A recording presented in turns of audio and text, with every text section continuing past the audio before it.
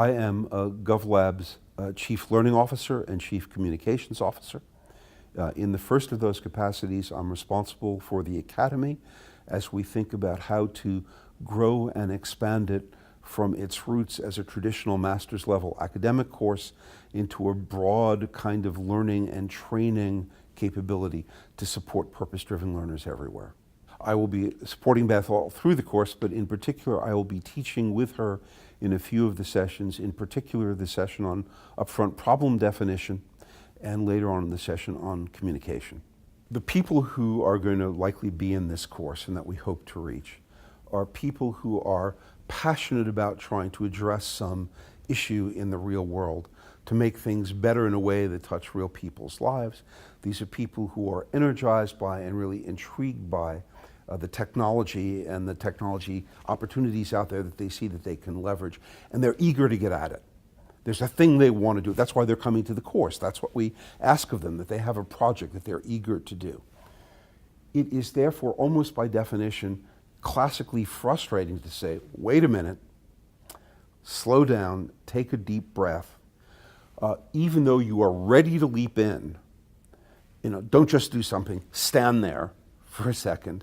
Think hard about the problem definition, because a thing we observe time and time again in the course and in real life is that if you are sloppy or inexact or incomplete or insufficiently rigorous in the problem definition up front, the downstream consequences in terms of being off course or ineffective or inefficient, the frustration go way, way up.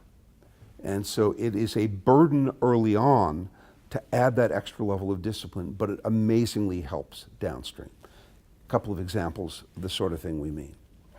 Especially given how eager people are to get at the issue, there is a temptation to leap to a problem definition where there's this thing out there that we want to fix, we want to make it better, we see a way to do it, we want to be heroes.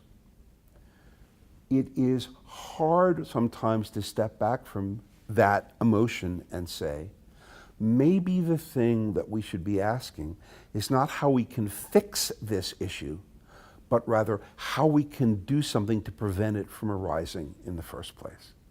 That is, in the stream, the upstream, downstream circuit of this problem arc, it is often the case that the problem definition is initially set too far downstream when in fact there should be some serious upstream examination first.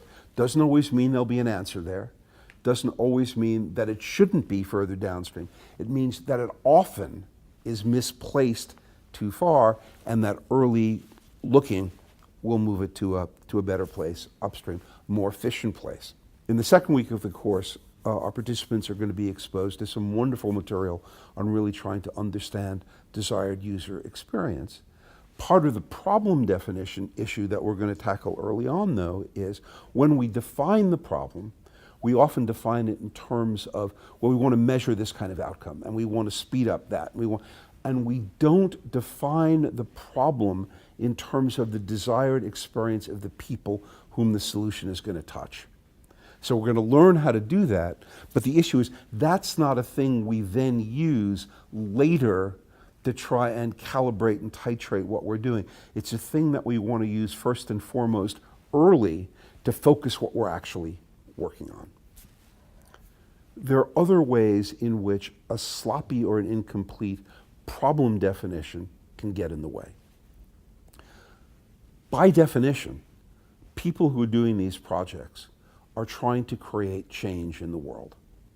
And when you are focused on creating change, again, by definition, one or more of the following three things has to be true.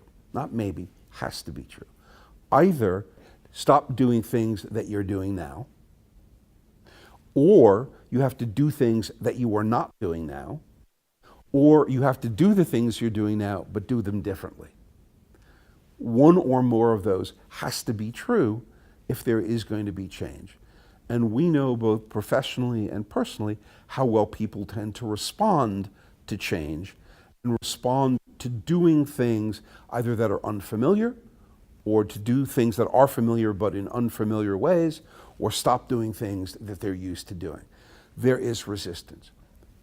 It may be overt, it may be sabotage, it may be unconscious, it may be direct. There is resistance, there is sluggishness, there is lack of energy and enthusiasm. So if you have a project that is aimed at producing real change, and you don't have a theory of change about how that's going to happen, how that's actually going to take place, and more than that, you don't have a theory of action about how you're going to move the individuals who have to change. Are you going to incent them? Are you going to threaten them?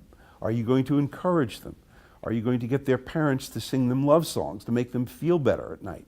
Unless you have a theory of how you're going to move them to action, this great mechanism that you're trying to design doesn't work, or at least doesn't even begin to work the way that you need it to. We can't just assume that the value that is abstractly and objectively there in the calculations we make can actually be realized on the ground in real life unless we have a theory about how we're going to get real people in real organizations or in their real lives to do the stuff that has to be done for this sequence of value creation actually to play out. And if that vision is not baked into the upfront problem definition, good luck.